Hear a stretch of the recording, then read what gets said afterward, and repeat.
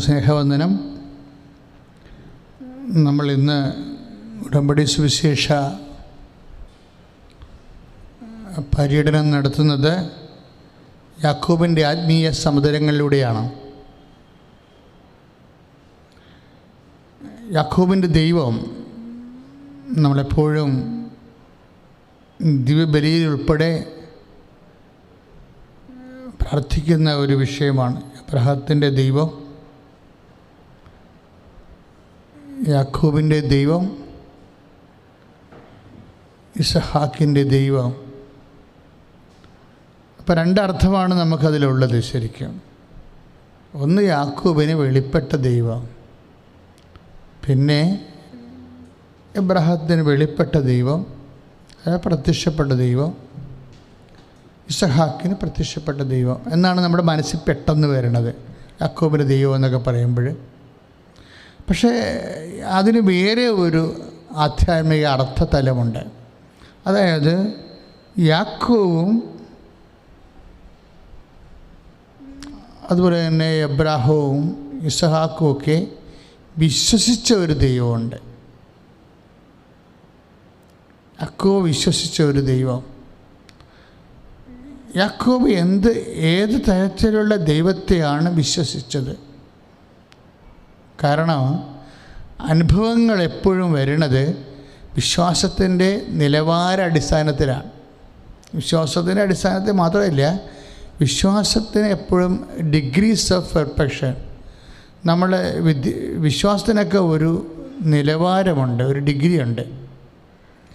നമ്മൾ ഓരോ ദിവസവും ഉള്ള അനുഭവങ്ങളിലൂടെ ദൈവത്തിലേക്ക് ഉള്ള പ്രാർത്ഥനാ പ്രയാണങ്ങളിലും ഒക്കെ ആത്മീയ യാത്രയിലുമൊക്കെ നമ്മൾ ചിന്തിക്കുന്നത് നമ്മുടെ വിശ്വാസ നിലവാരം വർദ്ധിച്ചോ. അച്ഛൻ ഇടയ്ക്ക് ഈ ഉടമ്പടിയുടെ തന്നെ ഒരു വലിയ ആധ്യാത്മിക ലക്ഷ്യമാണ് ഉടമ്പടി രൂപകൽപ്പന ചെയ്യുന്ന, അത് വിവക്ഷിക്കുന്ന ഒരു വിശ്വാസ സങ്കല്പമുണ്ട്. ഉടമ്പടി വിവക്ഷിക്കുന്ന ഒരു വിശ്വാസസങ്കല്പം.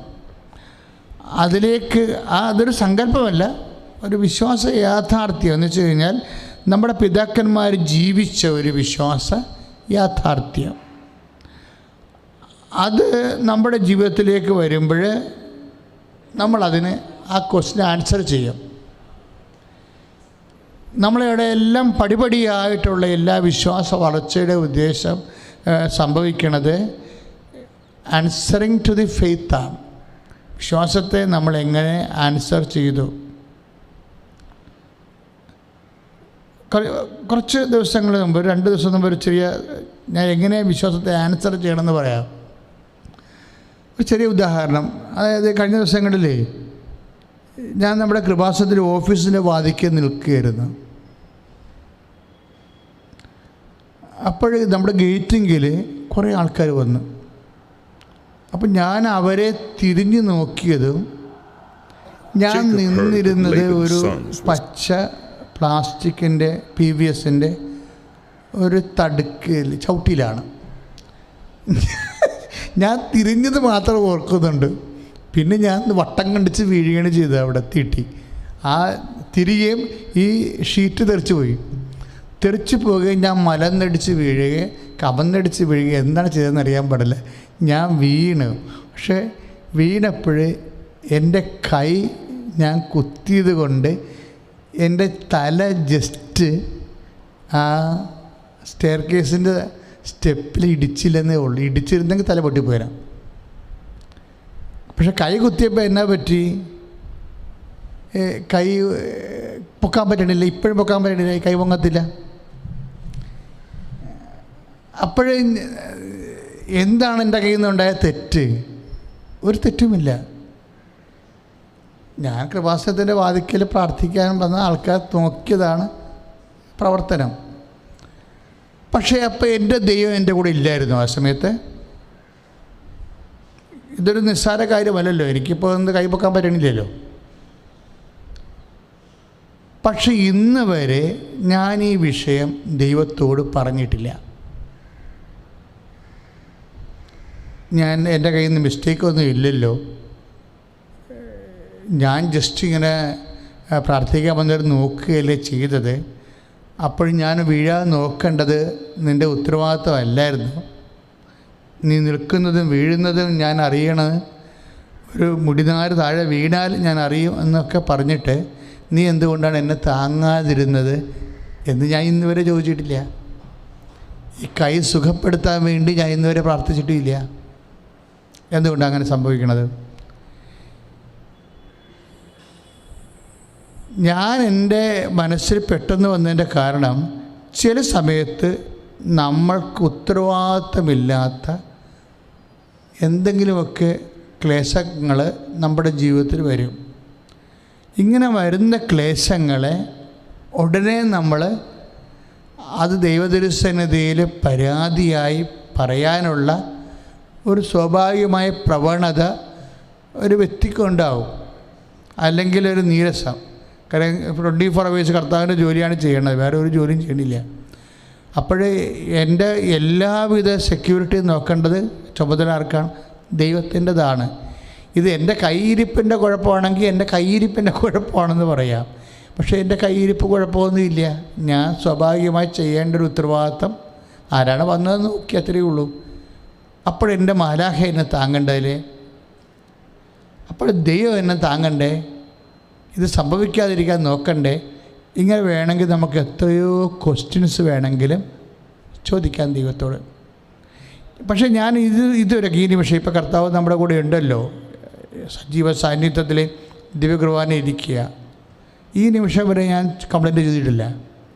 അതെന്താണ് ചോദിക്കാതിരുന്നതും ഇതിൻ്റെ കാരണം ഈ മറിയത്തിൻ്റെ മൗനമാണ്. നമ്മളൊരു പ്രൊമോട്ട് ചെയ്യുന്ന ഒരു സ്പിരിച്വാലിറ്റി ഉണ്ട്. അതായത് സ്വന്തം കുഴപ്പം കൊണ്ടല്ലാതെ നമ്മൾക്ക് ഭവിഷ്യത്തുകൾ വരുമ്പോൾ അത് ദൈവത്തിൻ്റെ നാമത്തിൽ വെൽക്കം ചെയ്യുന്നത്, അത് വെൽക്കം ചെയ്യുന്ന ഒരു മൈൻഡാണ് എപ്പോഴും പരിശുദ്ധ അമ്മ കീപ്പ് ചെയ്തത്. ചെറിയ നോൻപ് കാലത്ത് മറിയത്തിൻ്റെ കൂടെയുള്ള മറിയൻ സഫാരിയാണ് ഇവിടെ നടന്നുകൊണ്ടിരിക്കുന്നത്, സഞ്ചാരം. അപ്പം മറിയൻ സഞ്ചാരത്തിൻ്റെ സുവിശേഷ പരതകളെ വ്യത്യസ്തങ്ങളായ ജീവിതാനുഭവങ്ങളിലൂടെ നമ്മൾ ജീവിതത്തെ അനുഭവിക്കുമ്പോൾ നമ്മൾ ദൈവത്തോടുള്ള, അതാണ് ഞാൻ വിശ്വാസ നിലവാരം എന്ന് പറയുന്നത്. വിശ്വാസം ഓരോ സമയത്തും പരാതികളില്ലാതെ പരിഭവങ്ങളില്ലാതെ ദൈവത്തെ എന്തെങ്കിലും ആനുകൂല്യമോ ആശ്വാസമോ, ഇപ്പോൾ യാക്കോബിൻ്റെ യേശാവിൻ്റെ ഫസ്റ്റ് ബോൺ, അതായത് ആദിജാതൻ്റെ അവകാശം യാക്കോബ് അടിച്ചു മാറ്റില്ലേ? രണ്ട് തരത്തിലാണ് അടിച്ചു മാറ്റിയത്. അതായത് ഇസഹാക്ക് മരിക്കാൻ നേരത്ത് യേശാവിനെ അനുഗ്രഹിക്കാമെന്ന് പറഞ്ഞതാണ്. അത് ആദിജാതൻ്റെ അനുഗ്രഹത്തിൻ്റെ കണ്ടിന്യൂഷനായിട്ട് വരുന്ന ബ്ലെസ്സിങ്സാണ്. പിതാമഹൻ മരിക്കാൻ നേരത്ത് ആദിജാതനെ അനുഗ്രഹിക്കുക. അപ്പോൾ പക്ഷേ ആ അനുഗ്രഹമാണ് യാക്കോബ് അടിച്ചു മാറ്റിയത്. അപ്പോൾ യാക്കോബ് അടിച്ചു മാറ്റിയത്, യാക്കോബ് അനുഗ്രഹം, തനിക്ക് കിട്ടേണ്ട അനുഗ്രഹം അടിച്ചു മാറ്റിയതായിട്ട് ഇസഹാക്കിന് അനുഭവപ്പെട്ട സമയത്ത് അവന് ഒരു ആശ്വാസം തോന്നിയായിരുന്നു. എന്താണ് അവന് തോന്നിയ ആശ്വാസം? അവനെൻ്റെ കൈ കിട്ടും, ഞാൻ അവനെ ആദത്തിൻ്റെ മകനെ ചേട്ടാനീയന്മാരും കൂടി വഴക്കുണ്ടാക്കി കായേൻ ആബേലിനെ കൊന്നില്ലേ? അപ്പം കായേന് ഒരു ആശ്വാസം ഉണ്ടായി. എന്താണ്? അവനെ ഞാൻ കൊന്നല്ല എന്നൊരു ആശ്വാസം. അപ്പം ഒരു കൊല ചെയ്യാനുള്ള ആശ്വാസം മനുഷ്യന്മാർക്ക് പലതരത്തിലുള്ള ആശ്വാസമാണ് ഉണ്ടായി. ഇപ്പം ആ ഒരു ആശ്വാസം യേശാവിനും ഉണ്ടായി. അവനെന്താണ് ആശ്വസിച്ചത്? യാക്കോബിനെ കൊല്ലാമെന്ന് ഓർത്തപ്പോൾ അവനൊരു ആശ്വാസമായി എന്ന്. അപ്പോൾ ആശ്വാസങ്ങളെന്ന് പറയുന്നത് പലതരത്തിൽ കൈപ്പറ്റണത് ഒരു ദൈവികമായ പ്രചോദനത്തിൻ്റെ ഭാഗമാകണമെന്ന് ഒരു നിർബന്ധമില്ല. ആശ്വാസങ്ങൾക്ക് മാനുഷികമോ പൈശാചികമോ ആയിട്ടുള്ള ഉറവകളുണ്ടാകാം. ഒരു ആശ്വാസത്തിൻ്റെ ബേസിൽ നമുക്ക് ദൈവത്തെ പിന്തുടരാനോ അവലംബിക്കാനോ ചില പരിമിതികളുണ്ട്. നമ്മുടെ സബ്ജക്റ്റ് യാക്കോബിൻ്റെ ദൈവമാണ്. അതായത് എന്താ ഇങ്ങനെ പറയണമെന്ന് വെച്ച് കഴിഞ്ഞാൽ, നമ്മൾ ദൈവത്തിൽ ആശ്രയിക്കുമ്പോൾ ഏതെങ്കിലും തരത്തിലുള്ളൊരു ആശ്വാസം നമുക്ക് കിട്ടണം എന്നാണ് നമ്മൾ ആഗ്രഹിക്കുന്നത്. ഇപ്പം മനുഷ്യൻ്റെ മനസ്സിൻ്റെ അവസ്ഥ എന്ന് പറയുന്നത് ഒരാളെ കൊന്നാലും ആശ്വാസം കിട്ടുമെന്നാണ് യേശാവിൻ്റെ മനസ്സിൻ്റെ അവസ്ഥ. അപ്പോൾ ഇങ്ങനെ ഉണ്ടാകുന്ന ആശ്വാസത്തിൻ്റെ പേരിൽ ദൈവത്തിൽ വിശ്വസിക്കുന്ന വിശ്വാസത്തിന് നിലവാരം കുറഞ്ഞതാണെന്ന അർത്ഥം. അപ്പം ആശ്വാസത്തിനേക്കാൾ അപ്പുറത്ത് നമ്മൾ ദൈവത്തെ അന്വേഷിക്കുന്നത് എന്തിനാണ്? ദൈവത്തിന് വേണ്ടി മാത്രമാണ് നമ്മൾ അന്വേഷിക്കുന്നത്. ഒന്ന് പ്രാർത്ഥിക്കുക. കർത്താവായ ദൈവമേ, ഏതെങ്കിലും തരത്തിലുള്ള ഒരു ആശ്വാസം കിട്ടുമെന്ന് വിചാരിച്ച് നിന്നിൽ വിശ്വസിക്കുന്ന വില കുറഞ്ഞ വിശ്വാസത്തിന്റെ അപ്പുറത്ത് ആശ്വാസത്തിനേക്കാൾ ഉപരി നീ തന്നെയാണ് എന്റെ ആശ്വാസം എന്നുള്ള വലിയ ബോധ്യങ്ങളിലേക്ക് ഈ ക്രിസ്മസ് കാലത്ത് എന്നെ നയിക്കണമേ. ശ്രുതികട്ടെ ഹല്ലേലൂയ. ഹല്ലേലൂയ ഹല്ലേലൂയ ഹല്ലേലൂയ യേശുവേ നന്ദി. ഹല്ലേലൂയ ഹല്ലേലൂയ യേശുവേ സ്തുതി. ഹല്ലേലൂയ ഹല്ലേലൂയ ഹല്ലേലൂയ ഹല്ലേലൂയ ഹല്ലേലൂയ യേശുവേ സ്തുതി. ഹല്ലേലൂയ. രണ്ടാമത്തെ തിരുവചനം അവിടെയാണ് യാക്കോബിൻ്റെ ഏശാവിൻ്റെ ഒരു ആശ്വാസം. ഇപ്പം അനുജനെ കൊല്ലാമെന്ന് വിചാരിച്ചിട്ട് അവന് ആശ്വാസം പ്രാപിച്ചിരിക്കും. അപ്പം ആശ്വാസത്തിന് ദൈവികമായ തലം മാത്രമല്ല, നമ്മൾ അനുഭവിക്കുന്ന പല ആശ്വാസങ്ങൾക്കും മാനുഷികമായ ഒരു തലമുണ്ട്. അനുഭവിക്കുന്ന ആശ്വാസങ്ങളുടെ ലക്ഷ്യങ്ങൾക്കെല്ലാം ഞാൻ പറഞ്ഞത് ഈ ആശ്വാസത്തിൽ വലിയ ആധ്യാത്മികതയൊന്നും ഇല്ലെന്നാണ് ഈ പറഞ്ഞുകൊണ്ട് വരണത്. അപ്പോൾ അച്ഛൻ എന്തായി ഇങ്ങനെ വളച്ച് കെട്ടണമെന്ന് ചോദിച്ചു കഴിഞ്ഞാൽ ഇത്രയേ ഉള്ളൂ. ഈ ആശ്വാസങ്ങൾക്കെല്ലാം വലിയ ആധ്യാത്മികതയൊന്നുമില്ല. അത് ഏത് റൂട്ടിൽ നിന്ന് ഇവിടെ വരെ വരാം. ദൈവികമായ റൂട്ടിലൂടെ വരാം, മാനുഷികമായ റൂട്ടിലൂടെ വരാം, പൈശാചികമായ റൂട്ടിലൂടെ വരാം. ആശ്വാസം ഏത് വഴിക്കും വരാം. അപ്പോൾ ആശ്വാസം കിട്ടുക ഒരു ആധ്യാത്മിക ലക്ഷ്യമല്ല. നമ്മൾ വളരണം മക്കളെ. ആശ്വാസം കിട്ടുക, അതായത് പലരും ദൈവത്തെ അവലംബിക്കണം എന്തിനാണ്? ആശ്വാസത്തിന് വേണ്ടിയാണ്. ആശ്വാസത്തിന് വേണ്ടി മാത്രമാണ് നമ്മൾ ദൈവത്തെ അവലംബിക്കണമെന്നുണ്ടെങ്കിൽ നമ്മുടെ ദൈവം എപ്പോഴും ഇങ്ങനെ ഒരു ഫാനായിരിക്കും. നമ്മളുടെ എപ്പോഴും ഇങ്ങനെ ഈ സിനിമാ നടന്മാർക്കെല്ലാം ഫാൻസ് ഉണ്ടാകുമല്ലോ. ഫാൻ എന്ന് വെച്ച് കഴിഞ്ഞാൽ വീശി കൊടുക്കുന്ന ആൾക്കാർ അല്ലേ? രാജാക്കന്മാർക്കുണ്ടായിരുന്നു. അപ്പുറത്ത് ഇപ്പുറത്ത് നിന്ന് രണ്ടുപേരിങ്ങനെ വീശി കൊടുക്കും രാജാവിന്. അവരാണ് ഫാൻസ്. ഇപ്പോൾ ആ കാലത്ത് സിനിമാ നടന്മാരാണ് ഫാൻസ് ഉണ്ട്, രാഷ്ട്രീയക്കാർക്ക് ഫാൻസ് ഉണ്ട് അല്ലേ? അപ്പോൾ നമ്മൾ ദൈവത്തെ ഒരു ഫാനായി മാറ്റുന്നുണ്ട്. ആശ്വാസത്തിന് വേണ്ടി മാത്രമാണ് ദൈവത്തെ ആശ്രയിക്കുന്നുണ്ടെങ്കിൽ ദൈവത്തിൻ്റെ റോള് നമ്മുടെ ജീവിതത്തിൽ ജസ്റ്റ് ഒരു ഫാനാണ്. ഈ ഒരു അവസ്ഥയിൽ നിന്ന് ആധ്യാത്മികതയെ നമ്മൾ മോചിപ്പിക്കേണ്ടി വരും. കാരണം നമ്മുടെ ആധ്യാത്മികത മരീന ആധ്യാത്മികതയാണ്. ഉടമ്പടി ചെയ്യുന്നവരുടെ ഈ അവസ്ഥയിൽ നിന്ന് ഈ കേവലമായ ഇതാണ് നിലവാരമെന്ന് ഞാൻ പറഞ്ഞത്. ഈ കേവല നിലവാരത്തിൽ നിന്ന് ആധ്യാത്മികതയെ എന്തിനാണ് നിരവധി വിശ്വസിക്കുന്നത്? വിശ്വാസം ആശ്വാസമാണ് എന്നല്ലേ പറയണത്. എന്തിനാണ് ദൈവത്തെ വിശ്വസിക്കുന്നത്? വിശ്വാസം ആശ്വാസമാണ്. ആശ്വാസം ഉണ്ടാകാൻ വേണ്ടിയാണ്. പക്ഷേ ആശ്വാസം ഉണ്ടാകാൻ വേണ്ടി മാത്രമാണ് നമ്മൾ ദൈവത്തെ വിശ്വസിക്കണമെങ്കിൽ ദൈവം നമ്മുടെ ഒരു ഫാനാണ്. അത്രയേ ഉള്ളൂ പറയണേ. അതാണ് പ്രശ്നം. അതായത് ദൈവം നമ്മുടെ ഒരു ഫാനാണ്. നമ്മുടെ നമുക്ക് ഇടക്കിടക്ക് വിശി തരും. എന്തൊരു അടിമത്വമാണ്! ഇതിനേക്കാളും നല്ലതല്ലേ നമ്മുടെ സായിബാബ, നമ്മുടെ അലാവുദ്ദീൻ്റെ അത്ഭുത വിളക്കിലെ പിശാച് ആവശ്യമുള്ളതൊക്കെ നമുക്ക് തരത്തില്ലേ? അപ്പം നമ്മൾ അറിഞ്ഞോ അറിയാതെ ആശ്വാസം പുറകെ പോകുന്നവർ ഒരു സാറ്റാനിക് വർഷിപ്പുകാരാണ് ശരിക്കും പറഞ്ഞാൽ. ആവശ്യമുള്ളതെല്ലാം വിളക്കൽ ഉരക്കുമ്പോൾ ഉടനെ ഭൂതം പ്രത്യക്ഷപ്പെട്ടിട്ട് ഒരു ആശ്വാസം കൊടുക്കും. ഇതും നമ്മുടെ കൺസെപ്റ്റിലുള്ള ദൈവവും തമ്മിൽ എന്താ വ്യത്യാസം? God is just reduced A fan. ഇതിൽ നമുക്ക് മോചനം പ്രാപിക്കണം. ഹല്ലേലൂയ. വിശ്വാസ നിലവാരത്തിലെ ഒരു സെക്കൻഡ് സ്റ്റെപ്പായിട്ട് നമ്മൾ ധ്യാനിക്കുന്നത്, നമ്മൾ ദൈവത്തെ വിശ്വസിക്കുമ്പോഴും വേറെ ചില കുട്ടി ദൈവങ്ങളെ വിശ്വസിച്ചുകൊണ്ടിരിക്കും. ഇത് മനുഷ്യൻ്റെ ഒരു ഷാഡോ ഗോഡ്, നിഴൽ ദൈവങ്ങളെ എപ്പോഴും ദൈവത്തിൽ വിശ്വസിക്കുന്നു എന്ന് പറയുമ്പോഴും ഒരു ഷാഡോ ഗോഡ്, അതായത് ഒരു നിഴൽ ദൈവങ്ങളെ നമ്മൾ കുട്ടി ദൈവങ്ങളെ, ഇപ്പം കുട്ടിച്ചാത്തൻ വർഷിപ്പ് എന്നൊക്കെ പറയത്തില്ലേ. ഇപ്പം നമ്മൾ ഡയറക്റ്റ് കുട്ടിച്ചാത്തനിലേക്ക് വർഷിപ്പിന് പോകണില്ലെങ്കിൽ പോലും നമ്മളെല്ലാം വളരെ ശ്രദ്ധിച്ചില്ലെങ്കിൽ ഒരു കുട്ടിച്ചാത്തൻ വർഷിപ്പുള്ള ആൾക്കാരാണ്. എന്തുകൊണ്ടാണ് ഇങ്ങനെ പറയുന്നത്? ഇതുകൊണ്ടാണ് നമ്മളുടെ പല വിഷയങ്ങൾക്കും ദൈവികമായ തീർപ്പ് വരാൻ താമസിക്കുന്നതിൻ്റെ കാരണം ഇടയ്ക്ക് കുട്ടിച്ചാത്തൻ വർഷിപ്പ് വരും. ഇപ്പോൾ ഉദാഹരണത്തിന് ഇപ്പോൾ ഉൽപ്പത്തി പുസ്തകം തന്നെ നമുക്ക് നോക്കാം. ഉൽപ്പത്തി പുസ്തകത്തിലെ യാക്കൂബിനെ 7 വർഷം വർക്ക് ചെയ്ത് ഇല്ലേ, ലാബാൻ്റെ ഭവനത്തിൽ 7 വർഷം വർക്ക് ചെയ്തു. അപ്പോൾ യാക്കോബ് പറയണത്, ഞാനീ 14 വർഷം വർക്ക് ചെയ്യണമെങ്കിൽ നിങ്ങളുടെ അപ്പൻ എന്നെ പറ്റിക്കുകയായിരുന്നു. ലേയായോട് റാഹേലിനോടും പറയുമേ, നിങ്ങളുടെ അപ്പൻ എന്നെ പറ്റിക്കുകയായിരുന്നു, ഞാൻ ശരിക്കും ആത്മാർത്ഥമായിട്ടാണ് ഈ ഭവനത്തിന് വേണ്ടി ജോലി ചെയ്തത്. അവൻ കോടീശ്വരനായി, ഞാൻ പാപ്പരായെന്ന് പറയും. ഇപ്പം ഞാൻ തിരിച്ചു പോകാൻ തീരുമാനിച്ചു എന്ന് പറയും. അപ്പോഴേ ലേയായും റാഹേലും പറയും, എന്നാൽ അങ്ങയുടെ ദൈവം അങ്ങയോട് പറഞ്ഞതുപോലെ അങ്ങ് ചെയ്യുക,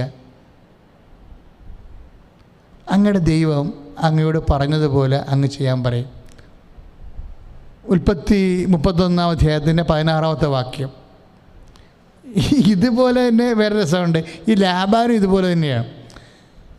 അപ്പോൾ യാക്കോബ് അതുപോലെ തന്നെ കന്നുകാലികളെയും ആട്, മാട്, പശു, ഒട്ടകം, അതുപോലെ തന്നെ സെർവൻസ് എല്ലാമായിട്ട് ആ ആന്തരിക പ്രചോദനം പോലെ തന്നെ ദൈവിക വാക്കുകൾ അനപേക്ഷിതമായിട്ട് അവൻ അവിടുന്ന് പോരുമ്പോൾ നമുക്കറിയാം അടുത്ത കഥ വരണത് എന്താണ്? ലാബാൻ പുറകെ ഓടും. 2 ദിവസത്തെ യാത്ര കഴിയുമ്പോഴാണ് അവൻ നമ്മളെ പറ്റിച്ചു, നമ്മളെല്ലാ മാടിനെ അടിച്ചു മാറ്റി, അവൻ രക്ഷപ്പെട്ട് മക്കളെയും കൊണ്ടുപോയി എന്ന് പറഞ്ഞ് ലാബാൻ പുറകെ ഓടും. ലാബാൻ വരണത് കാണുമ്പോൾ യാക്കോബിന് പേടിയാവും. ലാബാൻ വരണത് കാണുമ്പോൾ യാക്കോബിന് പേടിയാവും. ചിലപ്പോൾ അയാളെ കൊന്നുകളയും, ഭാര്യയും മക്കളെയും അയാളുടെ മക്കളെല്ലാം തിരിച്ചു കൊണ്ടുപോകുന്നൊക്കെ വിചാരിക്കും. അപ്പോൾ യാക്കോബ് പേടിച്ച് നിൽക്കണമെന്നുണ്ടെങ്കിലും ദൈവത്തിൽ ആശ്രയിച്ച് നിൽക്കുകയാണ്. പക്ഷെ ലാബാൻ വരുമ്പോൾ പറയും, ഇന്ന് ഞാൻ കൊല്ലത്തൊന്നുമില്ല. അങ്ങനെ പിക്ചർ മാറും. ഇന്ന് ഞാൻ കൊല്ലത്തൊന്നുമില്ല, കാര്യം നിൻ്റെ ദൈവം ഇന്നലെ രാത്രി എനിക്ക് വെളിപ്പെട്ടായിരുന്നു, നിന്നോട് അഹിതം ഒന്നും ചെയ്ത് എന്നോട് പറഞ്ഞെന്ന് പറയും. അപ്പോൾ ഇപ്പം ഈ 2 കക്ഷികൾ അപ്പനും മക്കളും പറഞ്ഞത് കേട്ടില്ല, അല്ല, ഈ അപ്പനും മക്കളും യാക്കോബിനോട് പറഞ്ഞ വർത്തമാനങ്ങൾ കേട്ടില്ലേ? ഒന്ന് ഉൽപ്പത്തി 31:16 ഒന്ന് ഉൽപ്പത്തി 31:29 വചനങ്ങളാണ്. അതായത് ഒന്ന് പറയണത് യാക്കോബ് എന്നോട് ഭാര്യമാർ പറയും, റാഹേലും ലേയും പറയും, തിരിച്ചു പോകണമെന്നുണ്ടെങ്കിൽ അങ്ങയുടെ ദൈവം അങ്ങയോട് എന്താ പറഞ്ഞിരിക്കണത് അതുപോലെ ചെയ്യാൻ പറയും. അവർ തിരിച്ചു പോന്നു കഴിയുമ്പോൾ ലാബാൻ വന്നിട്ട് പറയും, ഉൽപ്പത്തി 31:29 പറയും, നീ വിഷമിക്കണമെന്ന് വേണ്ട, നിന്നെ ഞാൻ ഉപദ്രവിക്കത്തില്ല, നിൻ്റെ ദൈവം എനിക്ക് പ്രത്യക്ഷപ്പെട്ടായിരുന്നു രാത്രി, നിന്നോട് അഹിതം ഒന്നും ചെയ്യരുതെന്ന് പറഞ്ഞിട്ടുണ്ടെന്ന് പറയും. അപ്പോഴേ അപ്പനും മക്കളും വിശ്വസിക്കുന്ന ആരിലാണ്? യാക്കോബിൻ്റെ ദൈവത്തിലാണ്. This is our point. നമ്മുടെ സബ്ജക്റ്റ് എന്താണ്? യാക്കോബിൻ്റെ ദൈവം. ഈ അപ്പനും മക്കളും വിശ്വസിക്കുന്ന ആരിലാണ്? യാക്കോബിൻ്റെ ദൈവത്തിലാണ്. യാക്കോബിൻ്റെ ദൈവത്തെ വിശ്വസിക്കുകയും ചെയ്യും, കുട്ടി ദൈവങ്ങൾ, കുലദൈവങ്ങൾ അന്വേഷിക്കുകയും ചെയ്യും. അവിടെയാണ് പ്രശ്നം. ഈ വിശ്വാസത്തിൽ വരുന്ന ഒരു പ്രത്യേക പാളിച്ചയാണ്. അതായത് ദൈവത്തിൽ വിശ്വസിക്കുകയും ചെയ്യും, അപ്പോഴും റാഹേൽ എന്താ ചെയ്തിരിക്കണത്? ലാബാൻ്റെ വീട്ടിലെ കുലദൈവങ്ങളുടെ ഗോത്രദൈവങ്ങൾ അടിച്ചു മാറ്റുകയാണ് അവിടെ ചെയ്യണത്. നിൻ്റെ ദൈവം നിന്നോട് പറഞ്ഞിരിക്കണ പോലെ നീ ചെയ്യാൻ വേണ്ടി ഭർത്താവിനോട് ഭാര്യ പറയുമ്പോഴും ഭാര്യ ആചരിക്കണത് എന്താണ്? യാക്കോബിൻ്റെ ദൈവത്തിനല്ല, മറിച്ച് ഇവരുടെ പാരമ്പര്യമായിട്ടുണ്ടായിരുന്നിട്ടുള്ള കുലദൈവങ്ങളെയാണ് അതിൻ്റെ കൊച്ചു വിഗ്രഹങ്ങളൊക്കെ അടിച്ചു മാറ്റിയുള്ളത് കൊണ്ടുവരും. അത് അടിച്ചു മാറ്റിൻ്റെ പുറകെയാണ് ഇവൻ ഓടി വരണത്. ആര്? ലാബാൻ ഓടി വരണത്. അപ്പോൾ അതൊരു കല്ലറില്ല എന്തെങ്കിലും ഒരു പീഠത്തിലേക്ക് ഇട്ടിട്ട് അതിൻ്റെ പുറത്ത് റാഹേൽ കയറിയിരിക്കും കൂടാരത്തിൽ. എല്ലായിടത്തും പോയി തപ്പി നോക്കണ ഈ ലാബാൻ അന്വേഷിക്കുന്നത് എന്താണ്? ഈ കുലദൈവങ്ങളെയാണ് അന്വേഷിക്കുന്നത്. അപ്പോഴേ അതിൻ്റെ താഴെ വെച്ചിട്ടാണ് ഈ റാഹേൽ ഋതുമതിയാണെന്നും പറഞ്ഞുള്ള അഭിനയിച്ചുകൊണ്ട് കയറിയിരിക്കുന്നത്. നിസ്സാരകാര്യമല്ല. അപ്പോഴത് വിട്ടുകൊടുക്കാൻ അവൾ തയ്യാറല്ല. അപ്പോൾ കുലദൈവങ്ങളിലാണ് ഈ അനുഗ്രഹമെല്ലാം ഇരിക്കണമെന്ന് വിചാരിച്ചിട്ടാണ് അവളത് പറയണത്. ഇതെന്ന് വെച്ചാൽ യാക്കോബിനോട് പറയും, നിൻ്റെ ദൈവം ഇന്നലെ രാത്രി എനിക്ക് പ്രത്യക്ഷപ്പെട്ടു എന്ന് പറയുമ്പോഴും ലാബാൻ അന്വേഷിക്കുന്നത് അയാളുടെ കുലദൈവങ്ങളെയാണ്. നിൻ്റെ ദൈവം നിന്നോട് പറഞ്ഞിരിക്കണ പോലെ നീ ചെയ്യാൻ വേണ്ടി റാഹേൽ പറയുമ്പോഴും അവളടിച്ച് മാറ്റിയിരിക്കുന്നത് അവളുടെ കുലദൈവത്തെയാണ്. എന്ന് വെച്ചാൽ ഇതിൻ്റെ ഒരു ഡൈക്കോട്ടമി വിശ്വാസത്തിൽ എമ്പാടും ഉണ്ട്. ശരിക്കും എല്ലാവരുടെയും അല്ല, കുറച്ച് പേരുടെ വിശ്വാസത്തിൽ. അതായത് നമ്മൾക്ക് പലർക്കും കൺഫ്യൂഷനുണ്ട്. എന്ന് വെച്ച് കഴിഞ്ഞാൽ ഒരു വിഷയം വരുമ്പോൾ ഏതാണ് ശരി എന്ന് വിചാരിച്ചുകൊണ്ട് കാര്യം കാണാൻ വേണ്ടി പണ്ട് അതായത് ആദ്യം നടക്കണ വിഷയം, ഇപ്പം ദൈവത്തെ ഒരു കാര്യം നടത്തിപ്പുകാരനായിട്ട് കാണുന്ന ഒരു വിശ്വാസമുണ്ട്. അവിടെയാണ് ഈ പാളിച്ച വരണത്. നീ ഇപ്പോൾ ഉടമ്പടി എടുത്തിട്ട് 5 മാസമായോ 2 മാസമായെങ്കിലും ഇപ്പോഴും ദൈവത്തെ ഒരു കാര്യം നടത്തിപ്പുകാരനായിട്ട് മാത്രം നീ കാണുക. അതേസമയം തന്നെ നിൻ്റെ താല്പര്യങ്ങളിലുള്ള കുട്ടി ദൈവങ്ങളെ ഇപ്പോഴും ഉപേക്ഷിക്കാതെ വെച്ചുകൊണ്ടിരിക്കുക. അങ്ങനെ ചെയ്യുന്ന വിശ്വാസം എന്ന് പറയുമ്പോൾ ഡയലൂട്ടഡ് ഫെയ്ത്താണ് ശരിക്കും. ഒന്ന് പ്രാർത്ഥിക്കുക. കർത്താവായ ദൈവമേ, പൂർണ്ണമായി അങ്ങയിൽ വിശ്വസിക്കുകയും ആവശ്യം വരുമ്പോഴേ എൻ്റെ പഴയ വിശ്വാസങ്ങളിലേക്ക് ഞാൻ അവലംബിക്കുകയും ചെയ്യുന്ന കപട വിശ്വാസത്തിൽ എന്നെ സംരക്ഷിക്കട്ടെ. ഇതാണ് നമ്മൾ കേട്ടതാണ് യാക്കോബിൻ്റെ ദൈവത്തിൻ്റെ 1-ാം ഭാഗം. ഇനി യാക്കോബ് ദൈവത്തിൻ്റെ ഒരു 2-ാം ഭാഗമുണ്ട്. അതെന്ന് പറയുന്നത് യാക്കോബ് വിശ്വസിച്ചൊരു ദൈവം. നേരത്തെ പറഞ്ഞത് ഏശാവ് വിശ്വസിച്ചൊരു ദൈവമുണ്ട്, റാഹേൽ ലേയായി വിശ്വസിച്ച ദൈവമുണ്ട്, ലാബാൻ വിശ്വസിച്ച ദൈവമുണ്ട്.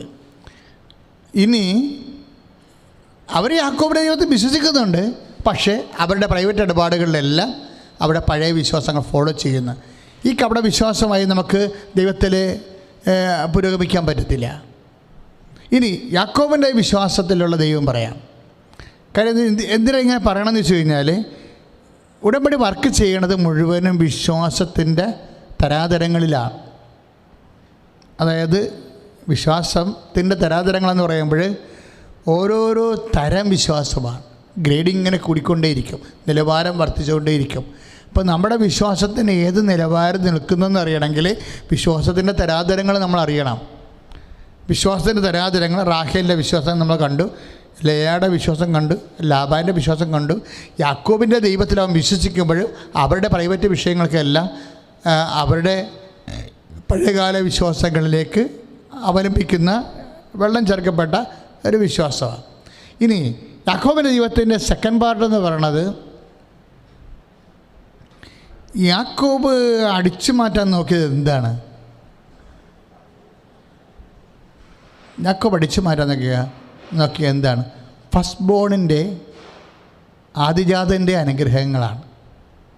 ഇപ്പോൾ യാക്കോബ് ഏശാവ് പരവേശമായി വേട്ടയാടിക്കഴിഞ്ഞ് വിശന്ന് വരുന്ന സമയത്തുള്ള ആ സംഭവങ്ങളില്ലേ, അപ്പോൾ അവന് വിശന്ന് അവൻ പയർ പായസം കഴിച്ചുകൊണ്ടിരിക്കുന്ന സമയത്ത് എനിക്കിതിൽ പായസം തരാൻ പറയും. നമുക്കെല്ലാവർക്കും അറിയാവുന്ന കഥയാണ്, ഞാൻ അതല്ല പറയാൻ ഉദ്ദേശിക്കുന്നത്. അതായത് ആ കഥയിൽ അപ്പോൾ യാക്കോബ് പറയും, ഞാൻ പായസം നിനക്ക് തരാം, അപ്പോൾ നിൻ്റെ ഫസ്റ്റ് ബോൺ ആയിട്ടുള്ള ആദിജാതിനുള്ള അനുഗ്രഹം, അവനാണല്ലോ ആദ്യ മകൻ. ഇപ്പോൾ യഹൂദ പാരമ്പര്യം അനുസരിച്ച് കൊണ്ട് ആദിജാതിന് വലിയ ആനുകൂല്യങ്ങളുള്ളതാണ്, ദൈവികമായ ആനുകൂല്യം. അപ്പോൾ അതുപോലെ തന്നെ കുടുംബത്തിലെ ഭൗതിക ആനുകൂല്യമുള്ളതാണ്. അപ്പോൾ ഏശാവ് പറയും, നിനക്കെന്താ വേണ്ട? അപ്പോൾ എനിക്ക് ആദിജാതിൻ്റെ അതിൻ്റെ അവകാശം. That's okay. ഇതുകൊണ്ട് എനിക്ക് എന്നാ കാണിക്കാനാ? ഇപ്പോൾ യാക്കോബ് യശോവ പറയും ആദിജാതൻ്റെ അനുഗ്രഹം ഇതുവരെ ഇത് കെട്ടിത്തൂങ്ങി അല്ലെങ്കിൽ ചുവന്നുകൊണ്ടാണെന്ന് എനിക്കൊന്നും പ്രത്യേകിച്ച് ഗുണമൊന്നും ഉണ്ടായിട്ടില്ല. അതാണ് പുള്ളി പറയണത്. ഈ വിശ്വാസം കെട്ടിത്തൂക്കി നടന്നിട്ട്, ഈ വിശ്വാസം ചുവന്നുകൊണ്ട് നടന്നിട്ട് എനിക്ക് പ്രത്യേക ഗുണമുണ്ടായിട്ടത്. എനിക്ക് ഭക്ഷണം കഴിക്കണമെങ്കിൽ ഞാൻ വേട്ടയാടണം. ഇപ്പം നമ്മൾ പല ആൾക്കാരും പറയത്തില്ലേ, ഓ എന്നാ വിശ്വാസം, നമുക്ക് വില എടുത്താൽ നമുക്ക് തിന്നാൻ പറ്റും. മനുഷ്യന്മാർ ചില ആൾക്കാരുടെ റെസ്പോൺസ് എന്താണ്? എന്നാ വിശ്വാസം, നമ്മൾ വില എടുത്താൽ നമുക്ക് തിന്നാം. ആ ഒരു മൈൻഡാണ് ഈ ഏശാവിനുള്ളത്. ഏശാവ് പറയും ദാറ്റ്സ് ഓക്കെ, അത് അതെൻ്റെ അനുഗ്രഹം, അത് ഇത് ചുവന്നുകൊണ്ട് നടന്നിട്ട് എനിക്കിതുവരെ ഒന്നും ഒരു പ്രയോജനം ഉണ്ടായിട്ടില്ല. ഇതാണ് പ്രശ്നം. നമ്മുടെ പലരുടെയും വിശ്വാസം ഇതാണ്. അതായത് ഈ വിശ്വാസവും ഞാൻ ചുവന്നുകൊണ്ട് നടന്നിട്ട് എനിക്കിന്ന് വരെ ഒരു പ്രയോജനം ഉണ്ടായിട്ടില്ല. നമ്മുടെ ശത്രുക്കളെ നമ്മൾ ചോദിക്കണം ഇതാണ്, നിങ്ങൾ കത്തോലിക്കനായതുകൊണ്ട് ഇതുവരെ എന്തെങ്കിലും പ്രത്യേകിച്ച് പ്രയോജനം ഉണ്ടായിട്ടുണ്ടോ? ഞങ്ങളെ കണ്ട് പഠിക്കൂ എന്ന് പറഞ്ഞല്ലേ നമ്മളെ കൊണ്ടുപോയി വൃത്തികെട്ട വെള്ളത്തിലൊക്കെ മുക്കണത്. ശരിക്കും ആൾക്കാരെ ഈ ആടുമോഷണക്കാരെന്താ ചെയ്യണത്? ഈ ചോദ്യം ചോദിക്കണത്. നിങ്ങളെ കത്തോലിക്കരായി ജീവിച്ചിട്ട് നിങ്ങൾക്ക് എന്തെങ്കിലും പ്രത്യേകത വെച്ച് ഇതുവരെ ഉണ്ടായിട്ടുണ്ടോ എന്ന് പറയുമ്പോൾ ഇവർ പപ്പ അടിക്കും. അതാണ് ഈ യേശാവിന് സംഭവിക്കുന്നത്. യേശാവിനോടും ചോദിക്കണ ഇതാണ്, നിൻ്റെ ആദ്യജാതൻ്റെ അനുഗ്രഹം തരൂ. അപ്പോൾ യേശാവ് ചിന്തിക്കണത് എന്താണ്? യേശാവ് പറഞ്ഞു ഈ ആദ്യജാതൻ്റെ അനുഗ്രഹം ചുവന്നു നടന്നിട്ട് ഇന്ന് വരെ എനിക്ക് പ്രത്യേകിച്ച് പ്രയോജനമൊന്നും ഉണ്ടായിട്ടില്ല. അത് പയർ പായസമാണ്, ഒരു കൂട്ട ചാണാൻ തന്നാൽ പോലും എനിക്ക് പ്രസവമൊന്നുമില്ല, ഞാൻ ഇത് തന്നേക്കാന്ന് പറയും. അത് അവന് വിശ്വാസമുണ്ട്, പക്ഷെ വിലയില്ല. യേശാവിന് പറ്റിയത് അബദ്ധം അതാണ്. യേശാവിന് വിശ്വാസമുണ്ട്, ധാരണയുണ്ട് വിശ്വാസത്തെക്കുറിച്ച്, പക്ഷേ വിലയില്ല. അതായത് നമ്മളെപ്പോഴും നമ്മുടെ ജീവിതത്തിൽ സംഭവിക്കുന്ന ഓരോ വിഷയത്തിൻ്റെ വിഷയം വിശ്വാസം നമുക്കുണ്ടാകാം, പക്ഷെ നമ്മൾ വില കൊടുക്കത്തില്ല.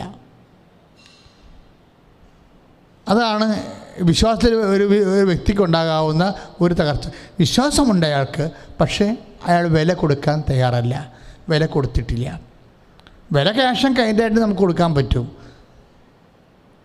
വിശ്വാസം സംരക്ഷിക്കുന്നതിന് അങ്ങോട്ട് ടാക്സ് ചെയ്തിട്ടില്ല, ടാക്സ് കൊടുത്ത് കപ്പമടക്കാത്ത വിശ്വാസങ്ങളാണ്. മറിച്ച് ആനുകൂല്യം കൈപ്പറ്റാൻ വേണ്ടിയുള്ള എന്തോ ഒരു പാസ്വേഡ് പോലെ വിശ്വാസത്തെ സൂക്ഷിക്കുന്നു. ഇപ്പോൾ ATM നിന്ന് കാശടിക്കുമ്പോൾ മേടിക്കാൻ നേരത്ത്, നമ്മൾ കാശെടുക്കാൻ നേരത്ത് നമ്മളൊരു പാസ്വേഡ് അടിച്ചു കൊടുക്കത്തില്ലേ? ATM നിന്ന് കാശെടുക്കാൻ നേരത്ത് നമ്മളൊരു പാസ്വേഡ് അടിച്ചു കൊടുക്കും, അല്ലെ കാർഡിടും. അതുപോലെ എന്തെങ്കിലും അനുഗ്രഹം കൈപ്പറ്റാനുള്ള കാർഡായിട്ട് വിശ്വാസത്തെ ഉപയോഗിക്കുന്ന വ്യക്തികൾ അങ്ങനെ ഉണ്ട്. ഒരു അനുഗ്രഹം കൈപ്പറ്റാൻ വേണ്ടി ATM കാർഡ് ഇടുന്ന പോലെ ഒരു കാർഡ് ഇട്ട്, ഫെയ്ത്ത് കാർഡ്, ക്രെഡിറ്റ് കാർഡ് ഇടുന്ന പോലെ ഒരു ഫെയ്ത്ത് കാർഡ് ഇട്ടിട്ട് നമ്മുടെ ATMയിൽ നിന്ന് പൈസ എടുക്കുന്ന പോലെ ദൈവത്തിൽ നിന്ന് ആനുകൂല്യം മേടിക്കുക. അതാണ് വിശ്വാസത്തിന് വില കൊടുക്കാത്തവർ. വിശ്വാസത്തിന് ആനുകൂല്യം മാത്രം കൈപ്പറ്റാൻ വേണ്ടിയുള്ള കാർഡായിട്ട് വിശ്വാസം ഉപയോഗിക്കുന്നവർ. അതിൻ്റെ ഒരാളാണ് ഈ ഏശാവ് എന്ന് പറയുന്നത്. ഏശാവ് പറഞ്ഞു, എനിക്ക് 10-25 വയസ്സായപ്പോൾ ഞാൻ ജന്മന ഈ വിശ്വാസം കൊണ്ട് ചുവന്നു നടന്നിട്ട് ഈ ആദിജാതൻ്റെ അനുഗ്രഹം എന്ന് പറയണ ഈ സംഭവം ചുവന്നു നടന്നിട്ട് എനിക്കിന്ന് വരെ ഒരു ഗുണവും ഉണ്ടായിട്ടില്ല. ഞാൻ വേട്ടയാടിയ എനിക്ക് ഭക്ഷണം കഴിക്കാൻ പറ്റും, ഞാൻ വേല എടുത്താൽ എനിക്ക് ഭക്ഷിക്കാം. ഇപ്പം ഫേസ്ബുക്കിലൊക്കെ വന്ന പോസ്റ്റ് അതാണ്. എന്നാ വിശ്വാസം, നമ്മൾ വേല എടുത്താൽ നമുക്ക് ഭക്ഷിക്കാം. അപ്പം വേലയെടുത്ത ഭക്ഷിക്കാനുള്ള വയറിൻ്റെ ഒരു മിനിമം പ്രോഗ്രാമായിട്ട് വിശ്വാസം റെഡ്യൂസ് ചെയ്യുന്നു. അതാണ് ആ വയറിൻ്റെ പ്രശ്നം യേശാവിന് വന്നപ്പോൾ യേശാവിനോട് ചോദിച്ചു. യാക്കോബ് പറഞ്ഞു, നിനക്ക് ആ ആദിജാതൻ്റെ അനുഗ്രഹം നിൻ്റെ കയ്യിലിരുന്നിട്ട് ഇന്ന് വരെ നിനക്ക് വല്ല ഗുണവും ഉണ്ടായിട്ടില്ല. ഭയങ്കര ചോദ്യമാണ് അയാൾ പറയണത്. ഈ ആദിജാതൻ്റെ ഫസ്റ്റ് ബോണിൻ്റെ ആനുകൂല്യങ്ങൾ നിൻ്റെ കയ്യിൽ ഇത്രയും നാൾ ഇരുന്നിട്ട് നിനക്ക് വല്ല ഗുണവും ഉണ്ടായിട്ടുണ്ടോ? ഇല്ല. അപ്പം അതുകൊണ്ട് ഇങ്ങോട്ട് തന്നേക്കാൻ പറയും. അപ്പോഴേ പറയാം, എനിക്കെന്ത് തരണം, എന്താ കുഴപ്പം, ഞാൻ തന്നേക്കാമെന്ന് പറയും. അപ്പോഴേ എന്തെങ്കിലും ഗുണം ഇന്ന് വരെ ഇല്ലാത്ത കൊണ്ട് വിശ്വാസം കൈമാറ്റം ചെയ്യുന്ന വ്യക്തികൾ അവിടെ അതോടുകൂടി പയർപായസം കൊടുത്തിട്ട് യാക്കോബ് യേശാവിൻ്റെ ആദിജാതൻ്റെ അനുഗ്രഹം അവൻ അടിച്ചു മാറ്റി. പക്ഷേ ഈ വിശ്വാസം കിട്ടിയതിന് ശേഷം ഈ വിശ്വാസം വെച്ച് ഇനി യാക്കോബ് കളിക്കണ കളികൾ ഭയങ്കര രസമാണ് കാണാൻ. ആ 25 കൊല്ലം ആ ആദിജാതന് അനുഗ്രഹം അവൻ്റെ കയ്യിൽ ഇരുന്നിട്ട് ഇന്ന് വരെ ഏശാവ് വേട്ടയാടി മരിക്കണം എന്നല്ലാതെ അവന് പ്രത്യേകിച്ച് പ്രയോജനം ഉണ്ടാകില്ല. പക്ഷേ വിശ്വാസം യാക്കോബിലേക്ക് വരുമ്പോൾ യാക്കോബിൻ്റെ ലൈഫ് ഇതിനങ്ങോട്ട് മാറും. എന്താ കാര്യത്തിൽ യാക്കോബിന് അറിയാമായിരുന്നു ആദിജാതൻ്റെ അനുഗ്രഹത്തിൽ. ഇപ്പം നമ്മുടെ നിയമാവർത്തന പുസ്തകമില്ലേ, നിയമാവർത്തന പുസ്തകത്തിൻ്റെ 21-ാം അധ്യായം 31-ാം അധ്യായം ഈ നിയമാവർത്തനം 21-17 നിയമാവർത്തനം 21-17 അത് പറയണത് ഈ ആദിജാതിൻ്റെ അനുഗ്രഹത്തിൽ എല്ലാത്തിൻ്റെയും ഇരട്ടി പങ്കാണ്. ഭൗതികമായ അനുഗ്രഹങ്ങൾ അപ്പന് 10 പശു ഉണ്ടെങ്കിൽ മറ്റ് മക്കൾക്ക് കൊടുത്തതിനേക്കാൾ ഇരട്ടി ആദിജാതിന് കിട്ടും. പിന്നെ മറ്റു മക്കൾക്ക് 2 വെച്ച് കൊടുത്തു കഴിഞ്ഞാൽ ആദിജാതിന് 4 കിട്ടും. അതാണ്. അതുപോലെ തന്നെ ആടും അങ്ങനെയാണ്. മറ്റു മക്കൾക്കെല്ലാം താഴെയുള്ള മക്കൾക്കെല്ലാം 5 വെച്ച് കൊടുത്തു കഴിഞ്ഞാൽ ആദിജാതിന് 10 കിട്ടും. അതാണ് ഈ നിയമാവർത്തനം 21-17 പറയണത്, ആദിജാതിൻ്റെ അനുഗ്രഹം, ഭൗതിക അനുഗ്രഹം. പക്ഷേ യാക്കോബ് ഒരിക്കലും ഈ ഭൗതിക അനുഗ്രഹങ്ങൾക്ക് വേണ്ടി ദൈവത്തെ അവലംബിച്ചിട്ടില്ല. അഥവാ അവന് അതിനേക്കാൾ ഉപരി അവൻ്റെ ചിന്ത ദൈവം തന്നെയാണ്. ദൈവമായിട്ടുള്ള നേർക്കുനേറുള്ള വ്യക്തിപരമായ ഒരു ബന്ധം. ഇത് യാക്കോബിന് ദൈവം, നമ്മുടെ സബ്ജക്റ്റ് അതാണേ. യാക്കോബിന് ദൈവം എന്ന് പറയുമ്പോൾ നമ്മൾ വിചാരിക്കുന്നതിനേക്കാൾ ആഴമുള്ള സംഭവങ്ങളാണ് യാക്കോബിന് ദൈവം. ഇപ്പോൾ എന്താണ് ഇങ്ങനെ പറയാൻ കാരണം എന്ന് വെച്ച് കഴിഞ്ഞാൽ, ഇപ്പോഴ് യാക്കോബ് ലാബാൻ്റെ വീട്ടിൽ നിന്ന് ഒത്തിരിയേറെ ആടുമാടുകളും പശുക്കളും ഒട്ടകങ്ങളും ഒക്കെ ആയിട്ടാണല്ലോ തിരിച്ചു വരണത്. ഇപ്പം ആരോ പറയും മുമ്പിൽ ഏശാവ് വരുന്നുണ്ടെന്ന് പറയും. അപ്പോൾ യാക്കോബിനെ പേടിയാവും. കാര്യം ഏശാവിനെ കൊല്ലാൻ നടക്കുകയാണ്. യാക്കോബിനെ കൊല്ലാൻ നടക്കുകയാണെന്ന് റബേക്ക പറയുമായിരുന്നു, അമ്മ പറയുമായിരുന്നു. അപ്പോൾ എപ്പോഴായാലും കൊന്നിരിക്കുമെന്ന് തമ്മിൽ കണ്ടാൽ കൊന്നിരിക്കുമെന്ന്. അപ്പം അത് കാരണം എന്നാൽ ഈ ആദിജാതിൻ്റെ അനുഗ്രഹം അടിച്ചു മാറ്റിയ കാരണം യാക്കോബിന് നഷ്ടപ്പെട്ടത് കന്നുകാലികളൊക്കെയാണല്ലോ കൂടുതലേ എന്താണല്ലോ അവരുടെ ധാരണ. അതുകൊണ്ട് കുറേ കന്നുകാലി 40 പശുക്കൾ 400 ആടുകളൊക്കെ വെച്ച് നേരത്തെ ഇങ്ങനെ വകഞ്ഞു മാറ്റി കുറച്ച് പണിയാളുകളുമൊക്കെ ഇട്ട് ഈ യാക്കോബ് മുന്നേ കൊണ്ടേ വെക്കും, മുന്നേ വിടും ആൾക്കാരെ. യേശാവത് കണ്ട് സമാശ്വസിപ്പിക്കാൻ വേണ്ടിയാണ് അങ്ങനെ ചെയ്യണത്, ഇവനെ കൊല്ലാതിരിക്കാൻ വേണ്ടിയാണ്. കാര്യം ഇവരുടെയൊക്കെ ഈ നമ്മൾ നിയമാവർത്തനത്തിൻ്റെ 21-17 അനുസരിച്ച് ഈ ആദിജാതൻ്റെ അനുഗ്രഹം നഷ്ടപ്പെട്ടത് മുഴുവനും ഇതുപോലെ പശുക്കളും അതെല്ലാം തിരിച്ചു കൊടുക്കുകയാണ് യാക്കോബ്. പിന്നെ അത് കൊല്ലേണ്ട കാര്യമില്ലല്ലോ, നിൻ്റെയൊക്കെ ഞാൻ അടിച്ചു മാറ്റിയിട്ടുണ്ടെങ്കിൽ അതിൻ്റെ ഇരട്ടി അടിയായപ്പോൾ നിനക്ക് തിരിച്ചു തരുന്നുണ്ടല്ലോ എന്നാണ് യാക്കോബിൻ്റെ എക്കണോമിക്സ്. പക്ഷേ ഏശാവുമായിട്ട് കണ്ടു കഴിയുമ്പോൾ ഏശാവ് പറഞ്ഞൊരു വാക്കുണ്ട്, നീ ഒന്നും അടിച്ചു മാറ്റിയിട്ടില്ല, ഇതെല്ലാം എനിക്ക് വേണ്ടുവോളം ഉണ്ടെന്ന് പറയും. പണ്ട് ഇതെല്ലാം അടിച്ചു മാറ്റിയെന്ന് പറഞ്ഞാലുള്ള ധാരണ, അതായത് ധാരണയിൽ വരുന്ന വ്യത്യാസമാണ്. പണ്ട് യാക്കോബിനെ കൊല്ലാൻ നടന്നത് ആടും പശുവും എല്ലാം അടിച്ചു മാറ്റിയെന്നും പറഞ്ഞാണ് അത് അനുഗ്രഹങ്ങൾ.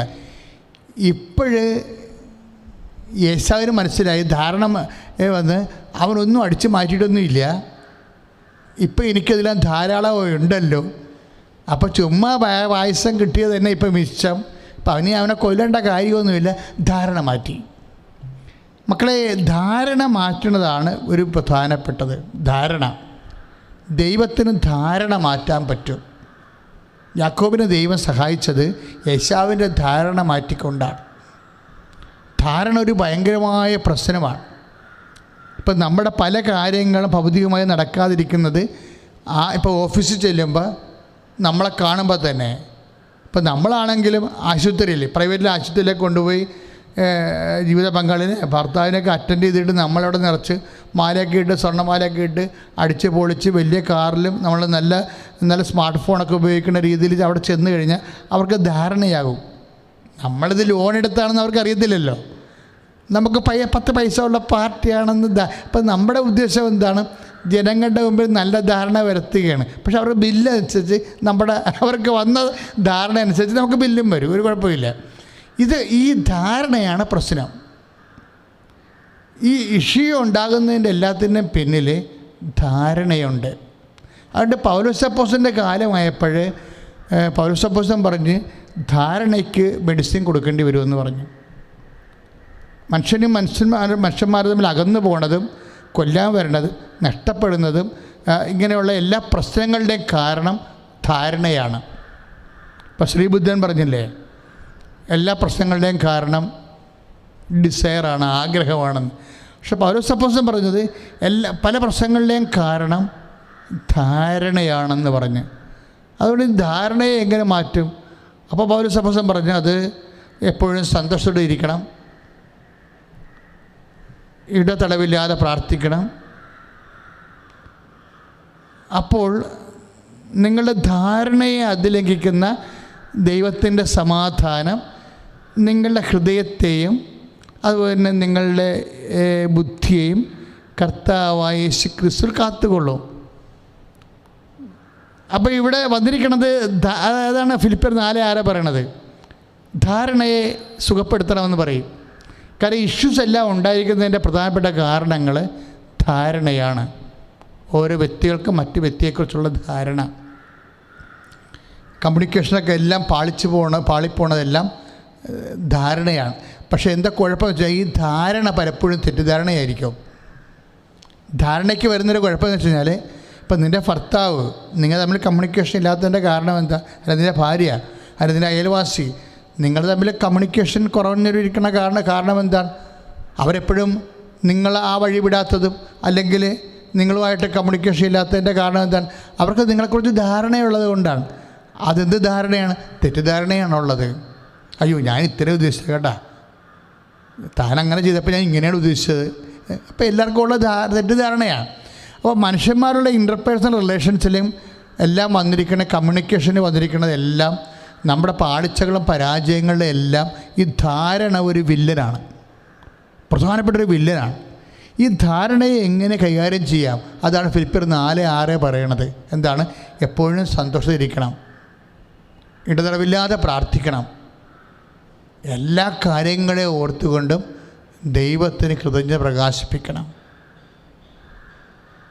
ഇപ്പം യേശാവ് കൊല്ലാൻ പോണ കാര്യമായാലും ശരി, അത് ദൈവത്തിന് സമർപ്പിച്ച് നന്ദി പറഞ്ഞ് പ്രാർത്ഥിച്ചുകൊണ്ടിരിക്കണം. കാര്യം ഇതിൻ്റെ അപ്പുറത്താണ് ദൈവം. ഈ ഭൗതികമായി സംഭവിക്കുന്ന വിഷയങ്ങളുടെ എല്ലാത്തിനും അപ്പുറത്ത് അതിലംഘിക്കുന്നതാണ് ദൈവം. അപ്പോൾ ആ ദൈവത്തിൽ ആണ് നമ്മൾ സന്തോഷിക്കേണ്ടത്. അല്ല അയൽവാസിയോ ഓഫീസിലുള്ളവരോ അല്ലെങ്കിൽ നിൻ്റെ ബോസോ മേലാളന്മാരോ എന്തെങ്കിലും നിന്നെക്കുറിച്ച് ധാരണയുണ്ട് എന്ന് വിചാരിച്ചുകൊണ്ട് നീ മുൻവിധിയിലേക്ക് പോകേണ്ട കാര്യമില്ല. നീ എന്താ ചെയ്യേണ്ടത്? ഇപ്പം നിൻ്റെ ബോസ് നിനക്ക് അല്ലെങ്കിൽ അതുപോലെ തന്നെ നിൻ്റെ ഓഫീസിലുള്ള മാനേജറോ സൂപ്രണ്ടോ അല്ലെങ്കിൽ ഡയറക്ടറോ ആരെങ്കിലും അപ്പം നിന്നെക്കുറിച്ച് തെറ്റിദ്ധാരണയുണ്ടെന്ന് വിചാരിച്ചോ. ഈ ധാരണയുണ്ടെങ്കിൽ ഈ ധാരണയെ അതിലംഘിക്കണം എങ്ങനെയാണ്? 2 കാര്യം. ഒന്ന്, എപ്പോഴും സന്തോഷമായിരുന്ന് ഇടതടവില്ലാതെ പ്രാർത്ഥിക്കണം, എല്ലാ കാര്യങ്ങളും ഓർത്തുകൊണ്ട് കൃതജ്ഞത പ്രകാശിപ്പിക്കണം. അപ്പോൾ നിങ്ങളുടെ ധാരണകളെ അതിലംഘിക്കുന്ന ദൈവത്തിൻ്റെ സമാധാനം നിങ്ങളുടെ ചിന്തകളെയും ഹൃദയത്തെയും കർത്താവായ യേശു ക്രിസ്തുവിൽ കാത്തുകൊള്ളും. ഇപ്പോൾ യേശാവിനെന്താ സംഭവിച്ചിരിക്കുന്നത്? ധാരണ മാറിയിരിക്കുകയാണ്. ധാരണ മാറിയത് എന്ത് ധാരണ മാറിയത്? യാക്കോബ് ഒന്നും അടിച്ചു മാറ്റിയിട്ടില്ല എന്നുള്ള ധാരണയാണ്. കാരണം നിയമാവർത്തനം 21:17 അനുസരിച്ച് കൊണ്ട് ഫസ്റ്റ് ബോണ് ആദിജാതൻ്റെ അനുഗ്രഹങ്ങളുടെ കൂട്ടത്തിൽ വരണത് എന്തൊക്കെയാണ്? എല്ലാത്തിൻ്റെ ഇരട്ടി പങ്കല്ലേ. പക്ഷേ ഇരട്ടി അവൻ ഈ പയർ പായസം കഴിച്ച് മേടി തന്നിട്ട് ഫസ്റ്റ് ബോണിൻ്റെ ആദിജാതൻ്റെ അനുഗ്രഹം അടിച്ചു മാറ്റിയെന്ന് പറയുന്നത് തോന്നിയതാണ്, ഒന്നും പോയിട്ടൊന്നുമില്ല. അതുകൊണ്ട് യേശാവ് പറയും, ഇതെന്തിനാ എനിക്കിതെല്ലാം വേണ്ടുവോളം ഉണ്ടല്ലോ. ശ്രുതികട ഹല്ലേലൂയ, യേശുവേ സ്തോത്രം, ഹല്ലേലൂയ. യേശുവേ സ്തുതി, ഹല്ലേലൂയ, ഹല്ലേലൂയ, ഹല്ലേലൂയ, ഹല്ലേലൂയ, ഹല്ലേലൂയ. യേശുവേ സ്തുതി. ഹല്ലേലൂയ ഹല്ലേലൂയ ഹല്ലേലൂയ. 33:9 യേശാവ് പറയണത്, ഇതൊന്നുമേ എനിക്ക് വേണ്ട. എൻ്റെ പൊന്നനിയ, നീ എൻ്റെ ഇടയ്ക്കൊന്നും ഒന്നും കൊണ്ടുപോയിട്ടില്ല, എന്നെ ചതിച്ചിട്ടുമില്ല. ഇതെല്ലാം എനിക്ക് ആവശ്യത്തിനുണ്ട്. കാര്യം യാക്കോബിൻ്റെ ഓഹരി പോലും വിട്ടും വെച്ചിട്ടല്ലേ അവൻ ജീവനും കൊണ്ട് ഓടണത്. ഒന്നും കൊണ്ടുപോയില്ലല്ലോ അവൻ, ഒന്നും കൊണ്ടുപോയിട്ടില്ല. അപ്പോൾ നീ തെറ്റിദ്ധാരണയൊന്നും വേണ്ട, എനിക്കിതെല്ലാം വേണ്ട. ആ 33:9 പുസ്തകം, എനിക്കിതെല്ലാം വേണ്ട കൂടെ ഉണ്ട് എന്ന് വെച്ചാൽ പിന്നെ എന്താണ് യാക്കോബ് അടിച്ചു മാറ്റിയ ആദിജാതൻ്റെ അനുഗ്രഹം? That is our question. അപ്പം കന്നുകാലികളൊന്നും അല്ലത്, ഭൗതിക സ്ഥാപനം ജംഗ വസ്തുക്കളുമല്ല, യാക്കോബിൻ്റെ ദൈവം. അതാണ് നമ്മുടെ സബ്ജക്റ്റ്. ഈ ഭൗതികമായി ഇപ്പോൾ നമ്മളെ ഉടമ്പടി ചെയ്തിരിക്കുന്ന പല വിഷയവും ഭൗതികമായ കാര്യങ്ങൾക്ക് വേണ്ടിയല്ലേ മക്കളെ. എപ്പോഴും പക്ഷേ ഉടമ്പടി ചെയ്തിരിക്കുന്ന വ്യക്തികൾ മനസ്സിലാക്കണം, ദൈവിക അനുഗ്രഹങ്ങൾ ഈ ഭൗതികമായ സാഹചര്യങ്ങളുടെയും അതുപോലെ തന്നെ ഭൗതിക സമ്പത്തിൻ്റെയും അപ്പുറത്ത് ഒരു ദൈവമുണ്ട്. ഇതുമായിട്ടൊന്നും ബന്ധമില്ലാത്ത, അതാണ് യാക്കോബിൻ്റെ ദൈവം എന്ന് പറയുന്നത്. നമ്മൾ ദൈവത്തെ അന്വേഷിക്കുന്നവർ ഈ ഭൗതിക സമ്പത്തിന് വേണ്ടി അന്വേഷിച്ചാൽ നമുക്ക് യാക്കോബിൻ്റെ ദൈവത്തിന് വിശ്വാസത്തിന് പങ്ക് നഷ്ടപ്പെട്ടിരിക്കാം. അപ്പോൾ ഒരു ചോദ്യം വരണ ഇതാണ്, യാക്കോബ് അന്വേഷിച്ച ആദിജാതൻ്റെ അനുഗ്രഹങ്ങളെ ഇസഹാക്കിനെ പറ്റിച്ചുകൊണ്ട് യേശാവിൻ്റെ വേഷം കെട്ടി അടിച്ചു മാറ്റിയ അനുഗ്രഹം ഉൾപ്പെടെ യാക്കോബ് എന്താണ് അടിച്ചു മാറ്റിയത്? അതാണ് ചോദ്യം. യാക്കോബ് എന്താണ് അടിച്ചു മാറ്റിയത്? അത് ഭൗതിക സമ്പത്തല്ല, അതിൻ്റെ അപ്പുറത്ത് ദൈവത്തോടുള്ള ഒരു ബന്ധമാണ്. യാക്കോബിൻ്റെ ഒരു പ്രശ്നം വെച്ച് കഴിഞ്ഞാൽ, യാക്കോബിന് തകർച്ച ഉണ്ടായാലും യാക്കോബ് ദൈവത്തോട് പറയും, എന്നെ അനുഗ്രഹിക്കണമെന്ന് പറയും. അത് നമ്മൾ പറയുന്ന അനുഗ്രഹമല്ല, ദൈവത്തിൽ നിന്ന് നമുക്ക് ലഭിക്കാവുന്ന ദൈവത്തിൻ്റെ ഒരു വരപ്രസാദം, ഗ്രേസ്.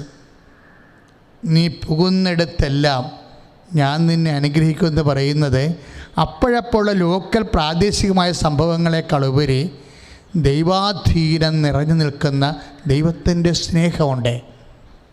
അതാണ് എളി ഉടുക്കി രാത്രി മുഴുവൻ യബോക്ക് നദിക്കരയിൽ മൽപ്പിടുത്തം നടത്തി കഴിയുമ്പോൾ അവസാനത്തെ വെട്ടി അരക്കെട്ടിൽ നിന്ന്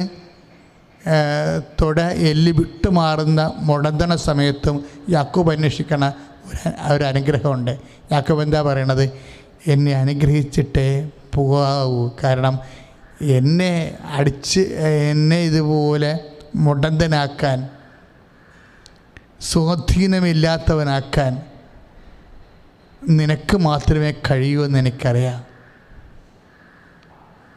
അതുകൊണ്ട് ബ്ലെസ് മീ. നമ്മുടെ ജീവിതത്തിൻ്റെ എല്ലാ ദുർഘടങ്ങളിലും ബ്ലെസ് മീ എന്ന് പറയണം. അല്ലാതെ ദൈവമേ എനിക്കിത് പറ്റിയല്ല എന്നല്ല പറയേണ്ടത്. നമ്മുടെ എല്ലാ ജീവിതത്തിൻ്റെ ഇപ്പോൾ ഒരു തകർച്ച ഉണ്ടായി, നമുക്ക് സങ്കടം ഉണ്ടാകുന്നു, അപ്പം നീ ഉടനെ എടുത്ത വായിക്കുമ്പോൾ ബ്ലെസ് മീ, ബ്ലെസ് മീ. അതാണ് യാക്കോബിൻ്റെ ദൈവം എന്ന് പറയണത്. എന്ന് വെച്ചാൽ യാക്കോബ് എളി ഉടുക്കിയപ്പോൾ എൻ്റെ എളി പോയേ എന്ന് പറഞ്ഞ് എൻ്റെ തൊടയിലും തൊട്ടണേ എന്ന് പ്രാർത്ഥിക്കണേ, നീ എളി നേരെ ആക്കട്ടെ എന്നല്ല പറയണത്. Bless me. എളി അങ്ങനെ കിടക്കും, പക്ഷേ ബ്ലെസ് മീ. എൻ്റെ എളിയുടെ സൗഖ്യത്തേക്കാൾ വലുതാണ് നിൻ്റെ ബ്ലെസ്സിങ്സ് എന്ന് പറയണത്. ഇത് ഭയങ്കരമായ ഒരു സുവിശേഷമാണ്. ശ്രുതിക്കട്ടെ ഹല്ലേലൂയ. യേശുവേ സ്തോത്രം. ഹല്ലേലൂയ. ദിവ്യകാരുണ്യത്തിന് ആരാധനയും സ്തുതിയും പുകഴ്ചയും ഉണ്ടായിരിക്കട്ടെ. അതാ 32:16 ഉൽപ്പത്തി പുസ്തകം. Bless me. എളി വിട്ടുപോകുമ്പോഴും എളി സുഖപ്പെടുത്തുന്നതിനേക്കാൾ ഉപരി പറയും ബ്ലെസ് മീ.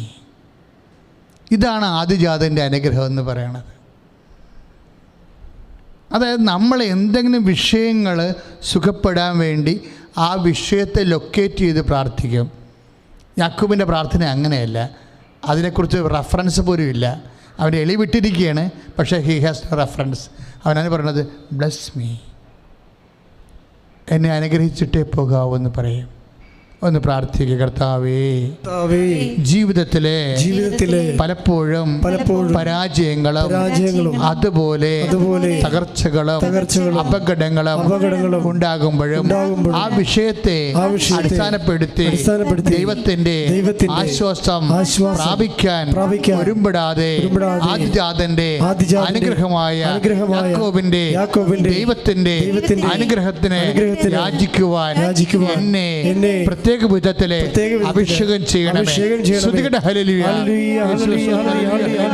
യേശുവേ സ്തുതി. ഹല്ലേലൂയ ഹല്ലേലൂയ. യേശുവേ സ്തുതി. ഹല്ലേലൂയ ഹല്ലേലൂയ. ഹല്ലേലൂയ ഹല്ലേലൂയ. യേശുവേ സ്തുതി. ഹല്ലേലൂയ ഹല്ലേലൂയ. ഹല്ലേലൂയ ഹല്ലേലൂയ. ഹല്ലേലൂയ ഹല്ലേലൂയ. ഹല്ലേലൂയ. യേശുവേ സ്തുതി. ഹല്ലേലൂയ ഹല്ലേലൂയ. യേശുവേ ആരാധനയും സ്തുതിയും പുകഴ്ചയും ഉണ്ടായിരിക്കട്ടെ. പരിശുദ്ധ പരമദിവ്യകാരുണ്യത്തിന് ആരാധനയും സ്തുതിയും പുകഴ്ചയും ഉണ്ടായിരിക്കട്ടെ. പരിശുദ്ധ പരമദിവ്യകാരുണ്യത്തിന് ആരാധനയും സ്തുതിയും പുകഴ്ചയും ഉണ്ടായിരിക്കട്ടെ. നമ്മൾ ഈ പ്രാർത്ഥന തന്നെ, ഈ പാട്ട് തന്നെയാണ് ഇനി ആവർത്തിച്ച് പാടുന്നത്. അപ്പോഴൊക്കെ നിങ്ങൾ സ്തുതിച്ചുകൊണ്ടിരിക്കണം. അച്ഛൻ നിങ്ങളുടെ ഈശോയുടെ നാമത്തിൽ അനുഗ്രഹിച്ച് പ്രാർത്ഥിക്കുകയാണ്. അപ്പം ഞാൻ ഉദ്ദേശിക്കുന്നത് നിങ്ങൾക്ക് മനസ്സിലാകും. അതായത് ഈ യാക്കോബിൻ്റെ ദൈവം എന്ന് വെച്ചാൽ എല്ലാ ഭൗതിക ആനുകൂല്യങ്ങളുടെയും ശാരീരിക സൗഖ്യത്തിൻ്റെ അപ്പുറത്ത് ദൈവത്തിൻ്റെ ഒരു സ്നേഹമസൃണമായ വാത്സല്യമുണ്ട്. That actually we need. അതാണ് യാക്കോബിൻ്റെ ദൈവം എന്ന് പറയണത്.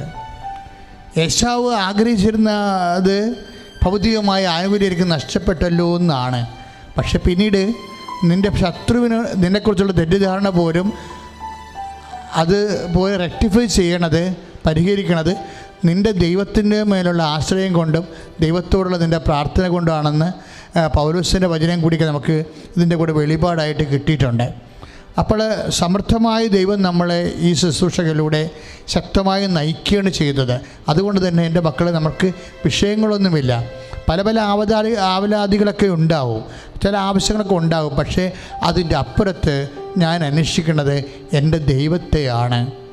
ഒന്ന് പ്രാർത്ഥിക്കുക. കർത്താവേ, എൻ്റെ ഭൗതികമായ ആവശ്യങ്ങളുടെ ശാരീരിക സൗഖ്യങ്ങളുടെ അപ്പുറത്ത് അങ്ങയുടെ കൃപയെ അന്വേഷിക്കുവാൻ എനിക്ക് പ്രത്യേക അഭിഷേകം നൽകണമേ.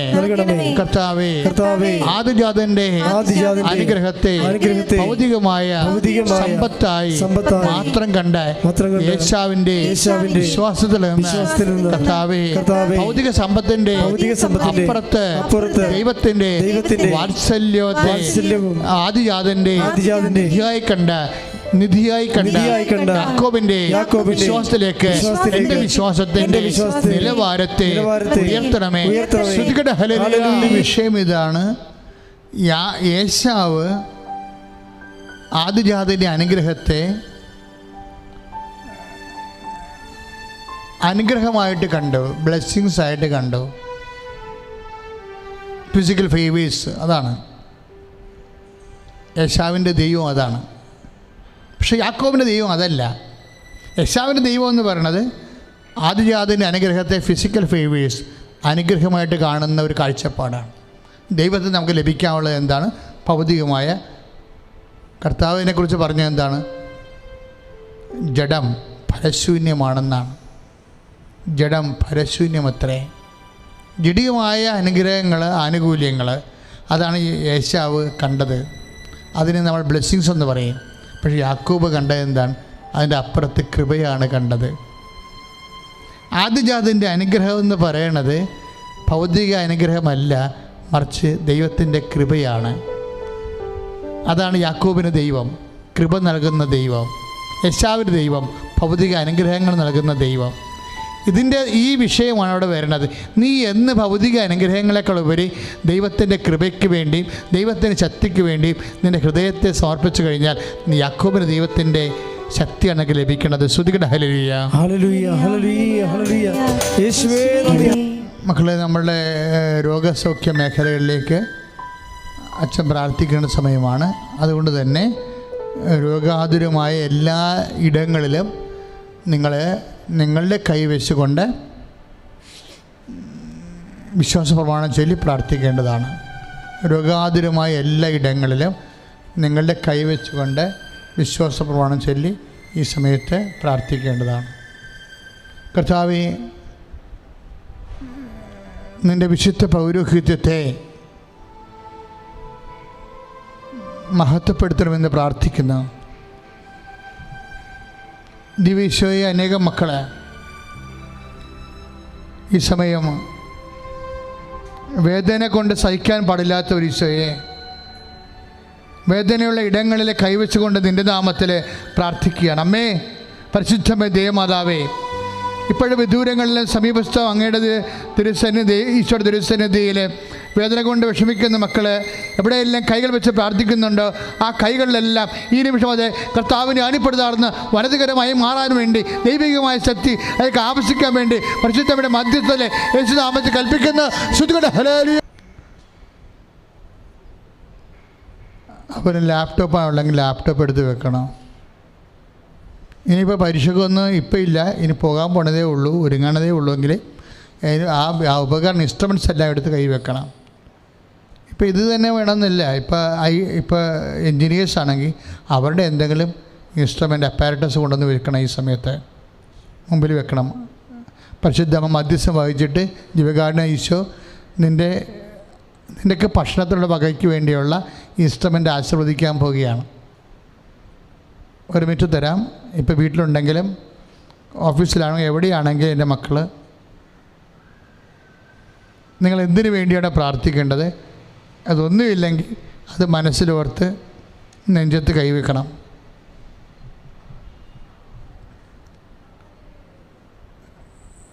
ഒരു അപ്പാരറ്റസ് ഒന്നുമില്ല, പേനയുമില്ല, പെൻസിലോ ഒന്നും ഇല്ലാത്തൊരു അവസ്ഥയിലാണ് നീക്കണമെന്ന് വിചാരിച്ചു.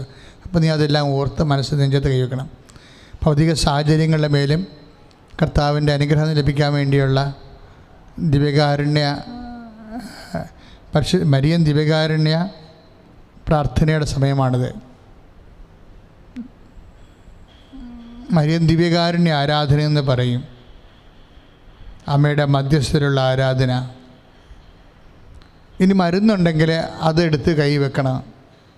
പക്ഷേ അവർ പറഞ്ഞില്ലേ, മരുന്ന് കഴിച്ചിട്ട് എനിക്ക് ശരീരത്തിൽ ഏക്കണില്ല എന്ന് പറഞ്ഞില്ലേ, ആ മരുന്ന് ബ്ലസ് ചെയ്യുമ്പോൾ അത് പോസിറ്റീവായിട്ട് പ്രവർത്തിക്കാൻ തുടങ്ങും. അത് കാര്യം മരുന്നും ഡോക്ടർമാരെല്ലാം ദൈവത്തിൻ്റെ അനുഗ്രഹത്താൽ മനുഷ്യരാശിക്ക് ലഭിച്ചിട്ടുള്ള ദൈവപരിപാലനയുടെ ഭാഗമാണ്. മരുന്ന് കഴിക്കുന്നവരത് മാറുന്നില്ല, കഴിച്ച് ആ മരുന്നെടുത്ത് വെക്കുക. അതെല്ലാം എടുത്ത് വെച്ച് വിശ്വാസപൂർവ്വം ചെയ്യാം. ഇപ്പോൾ അച്ഛൻ പ്രാർത്ഥിക്കുമ്പോൾ കർത്താവിൻ്റെ അനുഗ്രഹം അതിലേക്ക് ആവശ്യിക്കുകയും നിൻ്റെ ശരീരത്തിൽ ചിലപ്പോൾ വരുമ്പോൾ മോളിക്കൂൾ ശരിയായിരിക്കാം, പക്ഷേ നിൻ്റെ ശരീരമായിട്ട് ചിലപ്പോഴത് ഇനാക്റ്റീവ് ആകും. അങ്ങനെ സംഭവിക്കും. അതുകൊണ്ടാണ് അച്ഛൻ എപ്പോഴും നെഞ്ചത്ത് കൈവെപ്പിക്കണേൻ്റെ കാര്യം അതാ. അപ്പോൾ നിൻ്റെ ശരീരം കൂടി കർത്താവിൻ്റെ വിശുദ്ധമായ രക്തത്തിൽ തളിക്കപ്പെടുകയാണെങ്കിൽ അത് പെട്ടെന്ന് അത് വിഷയമെല്ലാം മാറും, ദൈവാനുഗ്രഹം പ്രാപിക്കും. ഇപ്പോൾ മക്കളില്ലാത്തവരങ്ങ് അടിവീട്ടിലാണ് കൈവെക്കേണ്ടത്. ആന്തരിക അവയവങ്ങൾക്കെല്ലാം കുഴപ്പങ്ങളുള്ളവർ ഏത് അവയവമാണെന്ന് നോക്കിയിട്ട് അതിൻ്റെ മീതെ ശരീരത്തിൻ്റെ ഭാഗത്ത് കൈവെക്കണം. തൈറോയ്ഡുകാർ തൊണ്ടയ്ക്കും, ഹൃദയവേദനയുള്ളവർ നെഞ്ചത്തും, പാൻക്രിയാസുകാർ നെഞ്ചിൻ്റെ താഴെയും, ഉദരരോഗികൾ ഉദരത്തിൽ, മറ്റു രോഗികൾ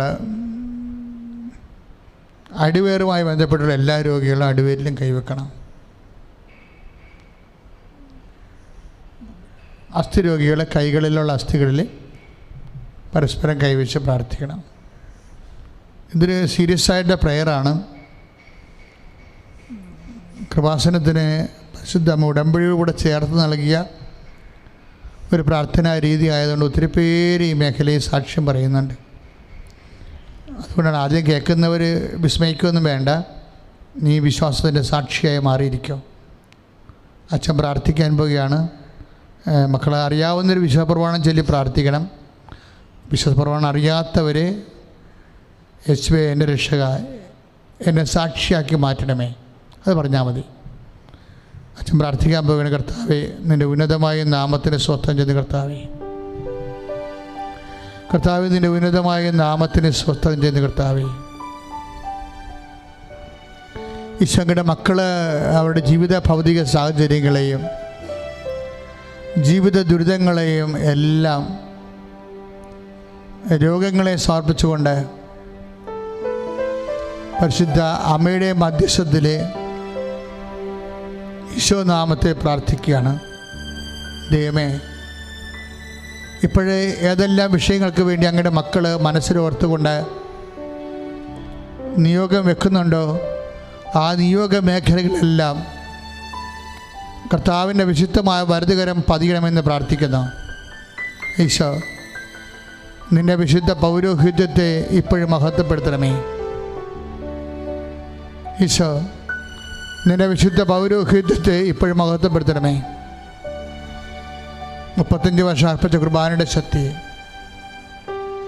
കൃപാസ്ഥാനത്താറ് ജീവനോടെ പ്രത്യക്ഷപ്പെട്ട അമ്മമാതാവിൻ്റെ മധ്യസ്ഥത്തിൽ കർത്താവിൻ്റെ മുൾക്കിടത്തെ പ്രതി, തിരുവിലാവിലെ മുറിവിനെ പ്രതി, കർത്താവിൻ്റെ കഴിച്ച കരചരണങ്ങളെ ആണിപ്പടുതികളെ പ്രതി, ശരീരം ആസുകരം ഒലിക്കുന്ന മനുഷ്യരക്ഷയെ പ്രതി അനുഭവിച്ച പീഡാസനങ്ങളുടെ വിശുദ്ധ രക്തത്തെ പ്രതി യേശുവിൻ്റെ നാമത്തിലെ കർത്താവിൻ്റെ വലിയ ശക്തിയിലേക്ക് ആവശ്യിക്കട്ടെ. സ്തുതിക്കട്ടെ, ഹല്ലേലൂയ. യേശുവേ സ്തോത്രം, ഹല്ലേലൂയ. സ്തുതിക്കട്ടെ, സ്തുതിക്കട്ടെ, ഹല്ലേലൂയ. കർത്താവേ, മാരക രോഗങ്ങൾ, കർത്താവേ, തീരാവ്യാധികൾ, കർത്താവേ, ജീവിതത്തിൻ്റെ വിശുദ്ധ കർത്താവേ, പരീക്ഷയെ തോറ്റു പോകുന്നവര്, പല പല ഉദ്യമങ്ങൾക്ക് പരാജയപ്പെട്ട് പോകുന്നവര്, കർത്താവ് ബാങ്കിലായാലും, കർത്താവ് ലോൺ ലഭിക്കാനായാലും, മക്കൾക്ക് കർത്താവ് അഡ്മിഷൻ കിട്ടാനായാലും, എന്തെല്ലാം വിഷയങ്ങൾക്ക് മക്കൾ പരാജയപ്പെട്ട് പോകുന്നുണ്ടോ, ജീവിതത്തിൽ നൈരാശ്യം അനുഭവിക്കുന്നുണ്ട്, ആ മേഖലകളെല്ലാം വിവാഹമൊത്തുവരാത്തവർ, മക്കളില്ലാത്തവർ, വീടില്ലാത്തവർ, വഴിയില്ലാത്തവർ, ജോലിക്ക് കയറ്റമില്ലാത്തവർ, ജോലി നഷ്ടപ്പെട്ടവർ, കർത്താവ് പലതരത്തിൽ തൊഴിൽപരമായ തടസ്സങ്ങളെ വിസായും അതുപോലെയുള്ള തടസ്സങ്ങൾ കർത്താവേ, നീ ഇപ്പോഴ് അത് ഏറ്റെടുക്കണമെന്ന് പ്രാർത്ഥിക്കുന്നു. എൻ്റെ കർത്താവിൻ്റെ ഉന്നതമായ നാമത്തിൽ, എൻ്റെ കർത്താവിൻ്റെ ഉന്നതമായ നാമത്തിൽ, സഭയുടെ അധികാരത്തെ കുറിച്ചിൻ്റെ അടയാളത്തിൽ ദൈവശക്തിയാണ് നിന്റെ രോഗങ്ങളെ സൗഖ്യമാക്കുകയും ഭൗതിക ദുരിതങ്ങൾ ഈ നിമിഷം ഈശോ എടുത്തു മാറ്റുകയും ചെയ്യട്ടെ. തടസ്സങ്ങൾ മാറിപ്പോകട്ടെ. ഹല്ലേലൂയ, ഹല്ലേലൂയ, ഹല്ലേലൂയ. കൃപയുടെ ഉറവിടമേ, കൃപയുടെ ഉടയവനേ, കൃപയുടെ ഉടവിടമേ, കൃപയുടെ ഉടയവനേ, കൃപ വേണമീശോ, കൃപ വേണമീശോ, കൃപ വേണമീശോ ഈ മക്കൾക്ക്, കൃപ വേണമീശോ, കൃപ വേണമീശോ, കൃപ വേണമീശോ ഈ മക്കൾക്ക്. കൈകൾ കൂപ്പി കണ്ണടച്ച് മൗന പ്രാർത്ഥനയുടെ സമയമാണ്. ശിരസ് നമിച്ച് വേണം പ്രാർത്ഥിക്കാൻ. എന്തെങ്കിലും വിഷയം പ്രത്യേകിച്ചുണ്ടെങ്കിൽ ഇപ്പോഴ് നിന്നെ അലട്ടുന്ന എന്തെങ്കിലും വിഷയം പ്രത്യേകിച്ചുണ്ടെങ്കിൽ ഇപ്പോഴ് കൈകൂപ്പി കണ്ണടച്ച് ശിരസ് നമിച്ച് ദിവ്യകൃപാന്റെ തിരുസന്നിധിയിൽ മൗനമായി പ്രാർത്ഥിക്കട്ടെ. അടുത്ത ഞായറാഴ്ച അച്ഛൻ വീണ്ടും ഈ ആൾക്കാരെ വരുന്നതിനുള്ളിൽ സാക്ഷ്യം പറയാൻ ഇടയാക്കുന്നതിന് വേണ്ടി പ്രാർത്ഥിക്കുക.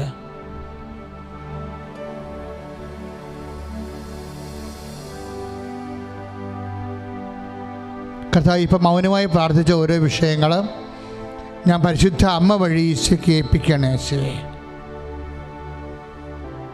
അവിടെ അവിശ്വാസത്തെ പരിഹരിക്കണമെന്ന് പ്രാർത്ഥിക്കുന്ന കർത്താവേ, വിശ്വാസത്തെ അങ്ങ് ശക്തിപ്പെടുത്തണമേ. എൻ്റെ കർത്താവിൻ്റെ വലിയ ശക്തി മക്കളിലേക്ക് ആവശ്യിക്കട്ടെ.